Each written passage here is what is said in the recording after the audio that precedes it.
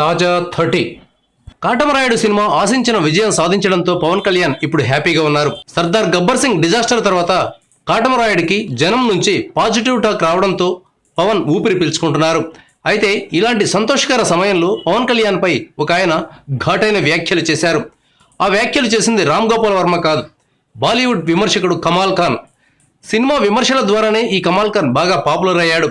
ఈయన కాటమరాయుడు విడుదలకు ముందు రోజు పవన్ పై తీవ్రమైన వ్యాఖ్యలు చేశాడు. పవన్ కళ్యాణ్ ఒక పెద్ద ఫ్లాప్ హీరో అని అన్నాడు.